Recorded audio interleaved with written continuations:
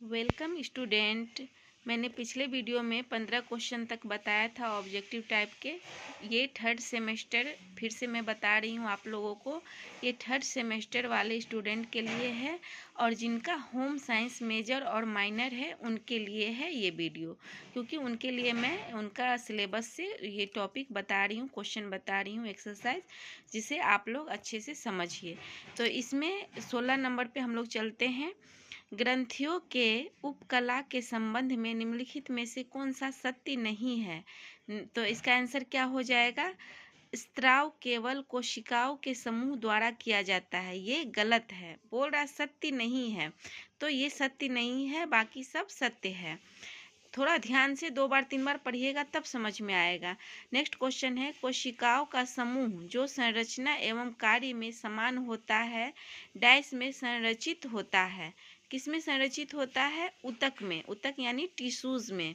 क्या? कोशिकाओं का समूह जो संरचना एवं कार्य में समान होता है, क्या होता है? ऊतक। नेक्स्ट क्वेश्चन है, तंत्रिका बहुत सघन संयोजी आवरण से घिरी होती है जिसे डैश कहा जाता है, एपिन्यूरियम कहा जाता है।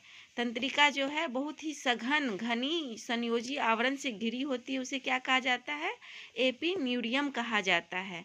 नेक्स्ट क्वेश्चन है, निम्नलिखित में से कौन सा न्यूरॉन्स के कार्य को नियंत्रित करता है? न्यूरॉन्स के कार्य को नियंत्रित करता है एस्ट्रोसाइट्स।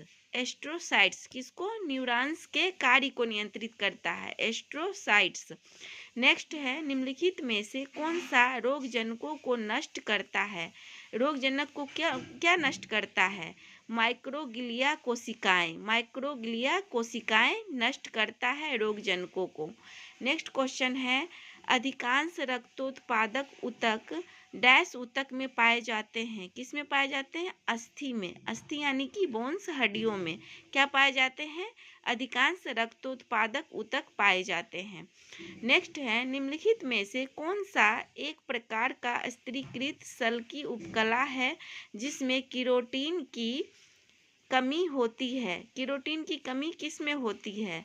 केरोटीन रहित स्त्रीकृत सल की उपकला, यानी कि जिसमें केरोटीन नहीं होगा। रहित मतलब नहीं रहना। केरोटीन रहित स्त्रीकृत सल की उपकला आपका सीधी सी यहाँ पे देखिए बहुत आसान है, जिसमें नहीं है केरोटीन, वही है, तो यही आंसर हो जाएगा। नेक्स्ट चलिए हम लोग पढ़ते हैं नेक्स्ट क्वेश्चन। नेक्स्ट पे आइए, रक्त के अध्ययन को किस रूप में जाना जाता है? रक्त के अध्ययन को किस रूप में जाना जाता है बताइए? रुधिर विज्ञान। किस रूप में जाना जाता है? रुधिर विज्ञान। किसको? रक्त के अध्ययन को, यानी ब्लड का जो हम लोग अध्ययन करते हैं, स्टडी करते हैं, उसको रुधिर विज्ञान के रूप में जाना जाता है। कौन सी रक्त कोशिकाएं एंटीबॉडी का स्त्राव करती है? एंटीबॉडी कौन सी रक्त कोशिकाएं बनाती है? लिम्फोसाइट्स। कौन सी कोशिकाएं बनाती है एंटीबॉडीज? लिम्फोसाइट्स। क्या? लिम्फोसाइट्स। नेक्स्ट है, निम्नलिखित में से कौन सा ग्लोब्यूलिन इम्यूनोग्लोबिन है? कौन सा है? गामा।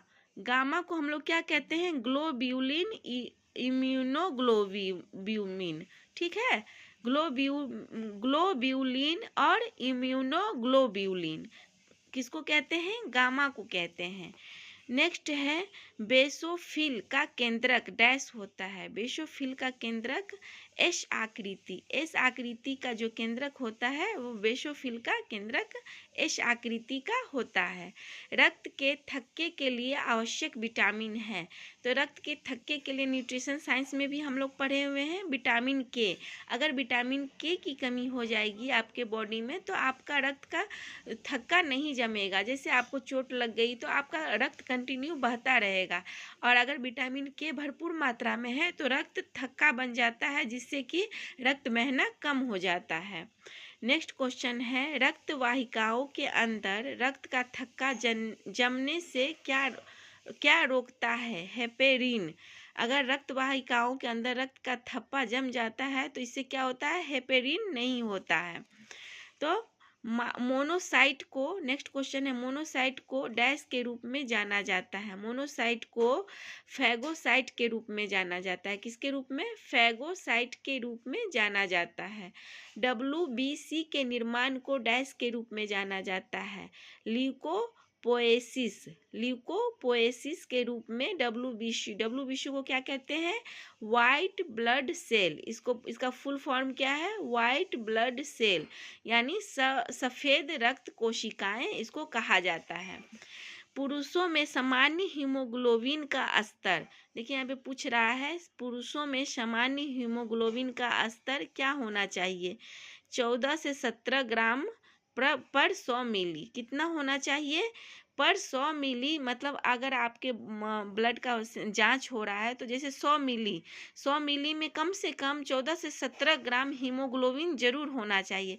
क्योंकि अक्सर देखा जाता है ना कि जब ब्लड का टेस्ट होता है तो डॉक्टर कहता है हीमोग्लोबिन कम है, तो वही मात्रा हुआ ये ग्राम कि वो ब्लड में हीमोग्लोबिन का कम होना।